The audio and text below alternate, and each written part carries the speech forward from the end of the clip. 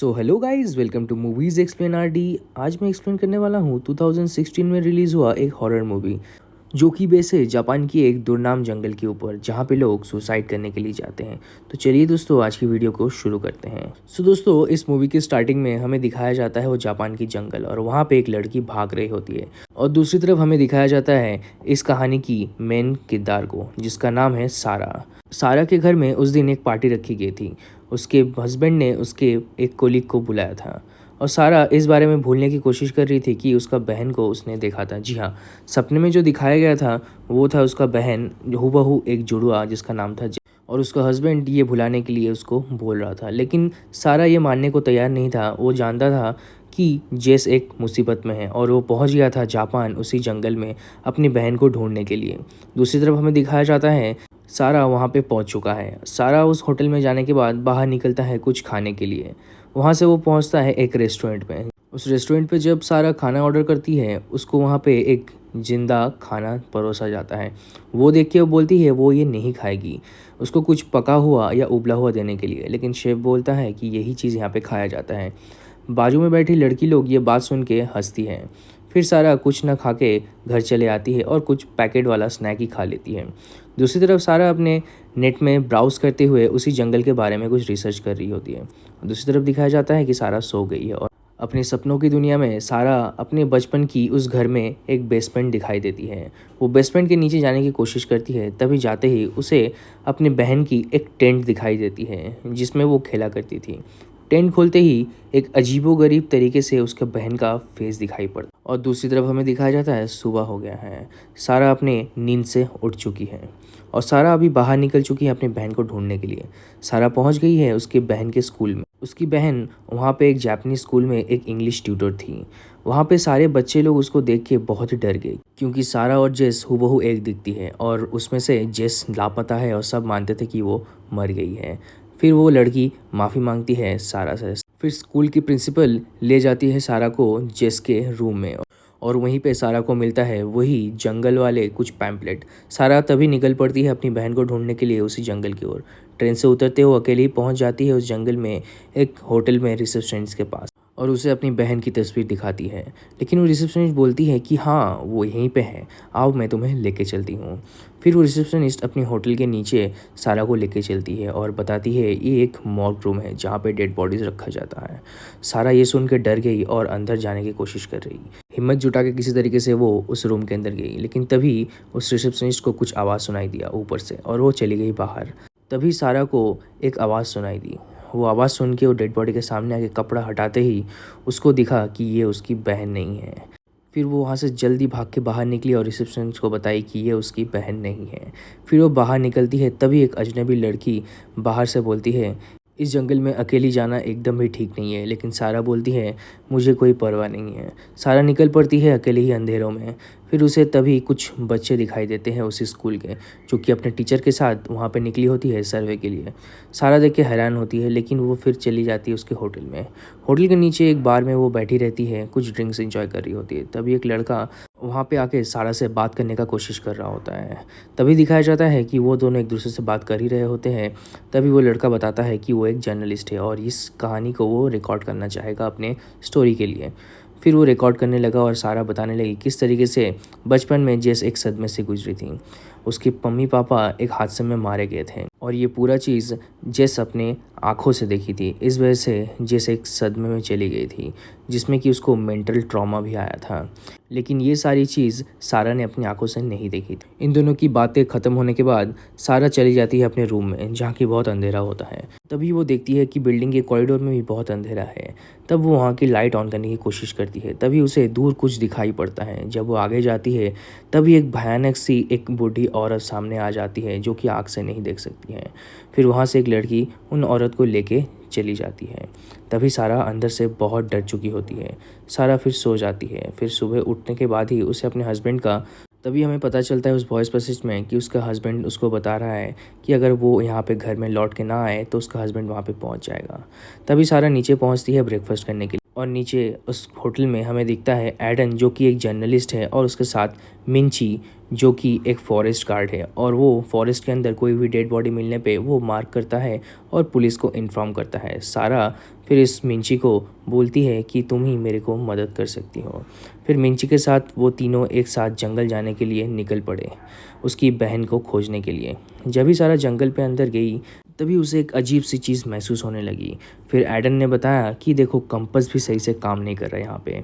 फिर मिंची बताता है कि यहाँ पे पहाड़ों के अंदर मिनरल्स रहने के कारण कंपास भी सही से काम नहीं करता है। फिर तीनों निकल पड़ते हैं जेस को ढूंढने के लिए। फिर थोड़ी देर आगे चलते ही सारा को एक अजीब सा ख्याल आने लगता है। वो अपने आप को ऐसे हिप्नोटाइज फील करने लगता है। तभी मिंची को दूर कुछ दिखता है। आगे जाके पता चलता है वहाँ पे एक आदमी मरने की तैयारी कर रहा है। वो टेंट लगा के वहीं पे बैठा हुआ है। मिंची सबको बोलता है तुम लोग यहीं रखो, मैं जाता हूँ और उसे समझाने की कोशिश करता हूँ। और तभी एडन उसका रिकॉर्डर ऑन करके सारा को पूछता है कि अगर तुम्हारा बहन आज ना मिले तो तुम क्या करोगी। फिर सारा बोलती है मैं दोबारा आऊँगी और उसको ढूंढूंगी। फिर उसके बाद हमें दिखाया जाता है कि मिंची दोबारा वापस आ गया है उसको समझा के, और मिंची बताता है पता नहीं वो लौटेगा कि नहीं। फिर तीनों दोबारा निकल पड़ता है और आगे कुछ पेड़ों में टेप दिखाई पड़ता है। टेप देखने के बाद मिंची ये बताता है सुसाइड करने के पहले टेप लगा के रखते हैं ताकि उसके मरने के बाद कोई अगर बॉडी खोजने के लिए आए तो आसानी से मिल जाए। फिर सारा को अचानक ही वहाँ पे एक डेड बॉडी झुला हुआ मिलता है। उस डेड बॉडी को एडन और मिंची दोनों मिलकर नीचे उतारते हैं और उसको मार्क कर देते हैं। फिर आगे निकल पड़ते हैं जेस को ढूंढने के लिए। आगे जाते ही दोबारा से उन लोगों को रुकना पड़ता है क्योंकि सारा को वहाँ पे अपनी बहन जेस का वही टेंट दिखता है। फिर अंदर जाके पता चलता है कि हाँ ये जेसी का टेंट है। फिर बाजू में देखने के बाद पता चलता है कपड़ा भी यहाँ पे सूखा हुआ है, इसका मतलब जेस आसपास ही होगी। सब लोग चीखता है और जेस को पुकारता है और सब कोई बोलता है जेस यहाँ पे नहीं है तो हम लोग लौट के जाते हैं। लेकिन सारा ये मानने को तैयार नहीं था। सारा बोलती है यहाँ पे कपड़ा भी सूखा हुआ है, जेस ज़रूर लौट के आएगी। फिर वो बोलती है मैं तुम लोग के साथ वापस नहीं जाने वाली, मैं यहीं पे रुकूंगी और वेट करूंगी अपने बहन के लिए। उसी वक्त एडन ये बात सुन के वो भी वहाँ पे रहने के लिए राज़ी हो गया। फिर मिंची दोनों पे गुस्सा हो गया और बताया कि तुम लोग यहीं पे रुकना, कल मैं दोबारा आके तुम लोगों को लेके जाऊंगा। फिर रात का टाइम होता है और हमें दिखाया जाता है किस तरीके से ये दोनों यहाँ पे आग जलाते हैं और सोने की कोशिश करते हैं। फिर हमें दिखाया जाता है कि सारा टेंट पे सोई हुई है और एडन बाहर। तभी अचानक सारा को रात में अपने सर के पीछे कुछ हाथ का महसूस होती है। तभी सारा डरते हुए टेंट के बाहर निकलती है। बाहर निकलते उसे कुछ दिखाई नहीं पड़ता है। आगे उसको दिखाई पड़ता है कि वहाँ पे एडन सोया हुआ है। जंगल में उसको कुछ हलचल सुनाई देती है। वो भागते हुए टॉर्च लेके आगे जाती है। तभी उसे उसी स्कूल की एक लड़की दिखाई देती है जो कि वहाँ पे उसको बोलती है कि यहाँ पे किसी पे भी भरोसा मत करना। ये बात बोलते ही वो लड़की वहाँ से भाग जाती है और उस लड़की को पकड़ने के लिए सारा आगे जाती ही है कि तभी वो गिर के उसका हाथ में चोट लग जाती है जो कि बहुत ही गहरा चोट होता है। फिर वहीं पे ढूंढते ढूंढते एडन पहुंच जाता है। फिर दोनों मिलके दोबारा टेंट की ओर जाने लगता है। फिर एडन बताता है हमें यहाँ से निकलना पड़ेगा, शहर की ओर जाना पड़ेगा। तो वो दोनों निकल पड़ते हैं नदी के रास्ते शहर की ओर। फिर वो दोनों जब जा ही रहे होते हैं सारा को नदी में एक लाश बहता हुआ दिखता है। सारा बहुत ही करीब चला जाता है उस नदी के। फिर एडन आके ही उसको हटा देता है वहाँ से। तभी सारा बोलती है कि हम लोग कहाँ जा रहे हैं। एडन बोलता है हम लोग नदी के बहाव की तरफ ही जा रहे हैं, लेकिन सारा बोलती है तो उल्टा बह रही है। तभी एडन बोलता है सही से देखो ये कौन सी तरफ बह रहा है। जब भी सारा देखती है तभी उसे पता चलता है इसका लहर उल्टी दिशा में बहना शुरू हो चुका है। फिर वो दोनों आगे निकलते हैं तभी कुछ आवाज़ सुनाई देता है। तभी हमें पता चलता है ये आवाज़ और कुछ नहीं एडन का वही वाला रिकॉर्डर से आ रहा है। फिर सारा गुस्सा होकर बोलती है तुमने हमारे सारे बात रिकॉर्ड कर लिए। इस बात से गुस्सा होके सारा ने एडन का फ़ोन छीन लिया और उसमें उसने देखा कि उसका बहन का फ़ोटो। तभी उसने पूछताछ करने की कोशिश की लेकिन एडन ने उसको धक्का मार के गिरा दिया। तभी वहाँ से सारा भागने लगी। भागते भागते उसको सामने एक डायरी दिखी जिसमें कुछ तस्वीरें बनाया हुआ था और वहाँ पे कुछ रस्सी दिखा। वो रस्सी बांधते हुए आगे चलने की कोशिश कर रही थी। तभी हमें दिखाया जाता है कि पिंची वहाँ पे आ चुकी है और उन लोगों को ढूंढने की कोशिश कर रही है। तभी दिखाया जाता है हमें कि सारा आगे जा रही है और पेड़ों में रस्सी बांध रही है, लेकिन उसके पीछे उसको कुछ महसूस हो रहा है और कोई उसको पीछे पुकार रहा है। तभी उसको पता चलता है कि वही डेड बॉडी वहाँ पे आ चुका है और वो भागते हुए किसी खाई में गिर जाती है। और इस कहानी में दूसरी तरफ हमें दिखाया जाता है मिंची वहाँ पे पुलिस बुला लाता है और फॉरेस्ट गार्ड भी, और वो बताता है ये सारा उसी का गलती है क्योंकि वही इन लोगों को छोड़ के गए थे। और दूसरी तरफ हमें दिखाया जाता है सारा की हस्बैंड भी यहाँ पे पहुँच चुका है। और तभी सारे आदमी मिल के एक साथ जंगल की ओर जाते हैं और दोनों को ढूंढने के लिए। तभी दूसरी तरफ दिखाया जाता है सारा उस खाई में गिरने के बाद उसे एक रास्ता दिखाई देता है आगे। वो जब आगे जा रही होती है तभी उसे खाई में उसे वही लड़की दिखती है जो कि रात में थी, और वो बताती है कि तुम्हारी बहन यहीं पे है। फिर वो आगे जाने की कोशिश करती है, अचानक ही वो लड़की भाग जाती है। जब सारा भागते भागते उसके पास जाती है वो अचानक ही खड़ी हो जाती है और उसका एक भयानक चेहरा सामने आता है। तभी सारा समझ जाती है ये और कोई नहीं, एक भूत है। यहाँ से वो भागने की कोशिश करती है, तभी ऊपर में खाई में एडन दिखाई देता है जो कि उसके लिए रस्सी ढूंढने की कोशिश कर रहा होता है। सारा को तभी उस गुफा में एक कैमरा मिलता है जो कि उसका बहन की थी। बचपन में वो इसमें फ़ोटो खींचा करती थी और इसी फ़ोटो में उसे उसका बचपन का एक भयानक चेहरा दिखा, जहाँ पे उसका डैडी का भयानक रूप दिखाई पड़ा।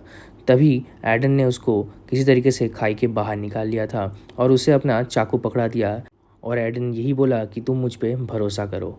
फिर जो दोनों एक साथ आगे निकल नहीं वाले थे, सारा नदी के पार रुकी और उसे अपने घाव दिखे और घाव में कीड़े लग गए थे। फिर सारा वही छुरी से अपना हाथ काटने की कोशिश करने लगी। तभी एडन पीछे से उसको पुकारने लगा। पुकारने के बाद ही सारा का वहम टूट गया।